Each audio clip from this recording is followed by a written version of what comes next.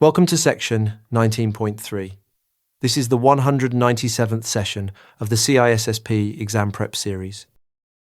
In this session, we'll explore the ethics that govern our profession. We'll answer several questions. Why do ethics matter so much in security? What does an organizational code of ethics look like? What does the code of ethics demand? How are ethics complaints handled? What new questions does artificial intelligence raise? And which classic frameworks still guide digital conduct? Why does this matter beyond the exam? Because your role hands you extraordinary access. And access without ethics is dangerous.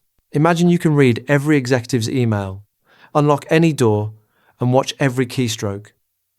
A code of ethics is what keeps that power in check and earns the trust your job depends on. Employers grant you the keys to the kingdom only because they believe you will not abuse them. Ethics is the promise behind that belief. Why do ethics matter so much in security? Because you occupy a position of deep trust. Ethics are the moral rules that guide your conduct, the standards you hold yourself to when no one is watching. In business, they shape how an organization acts fairly across everything from finances to conflicts of interest. In security, they ensure professionals act responsibly given the sensitive systems they control. Remember that these codes are not laws. They are minimum standards of behavior, a floor beneath your judgment rather than a ceiling. Think of them as the guardrails that keep a powerful vehicle on the road.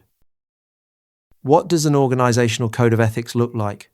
Nearly every organization publishes one to guide daily conduct. It may appear as a formal ethics statement or live inside the policies and procedures that run the business. When it stands alone, it is usually high level, offering broad direction rather than answers to every specific situation, and other detailed policies fill in the gaps. Consider a public sector example, where government service carries a written code demanding loyalty to country above person or party, honest effort, and refusal of favours that could sway official duties. Think of it as the mission statement for how people should behave, with detailed rulebooks sitting underneath. What does the code of ethics demand? It sets the standard of conduct that every certified professional agrees to uphold. It opens with a short preamble, then lays out 4 canons, and signing on to it is a condition of holding the certification. The preamble makes the point plainly that the safety and welfare of society and our duty to those we serve require the highest ethical standards. The 4 canons then guide the rest. Protect society and the common good. Act honourably, honestly, justly, responsibly, and legally. Provide diligent and competent service to those who hire you, and advance and protect the profession itself. Notice the order is deliberate. Society comes first, then your duty to clients, then the profession. Think of it as a hierarchy of loyalties, with the public good at the top. How are ethics complaints handled? Through a formal process built on the 4 canons. A member who believes a violation occurred can file a complaint, but it must name the specific canon that was breached. There is also a rule of standing, meaning only someone actually injured by the behaviour may complain.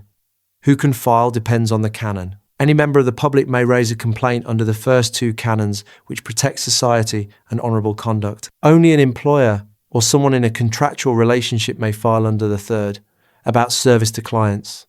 And any licensed professional may file under the 4th, about protecting the profession. Complaints come as sworn written affidavits, and violations can cost someone their certification. Think of it like a courtroom that only hears from those with a real stake in the outcome. What new questions does artificial intelligence raise? A whole new frontier of ethical responsibility.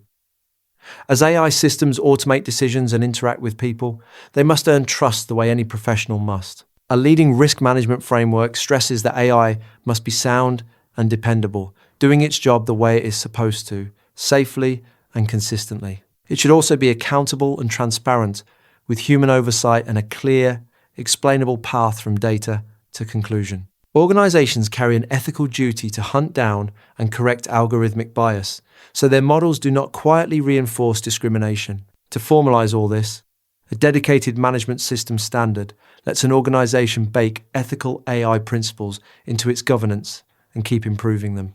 An emerging regulation now sorts AI systems into risk tiers, banning the most dangerous uses outright and demanding strict oversight of the rest. Think of it as writing a code of conduct for a colleague who never sleeps and never forgets.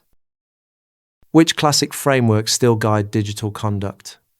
Several older references remain useful touchstones, none of them binding law. The first is a foundational Internet ethics statement, issued when the network was outgrowing its original trusted community. Rather than listing what you should do, it lists what you should not, calling it unethical to gain unauthorized access, disrupt intended use, waste resources, destroy the integrity of information, or compromise user privacy.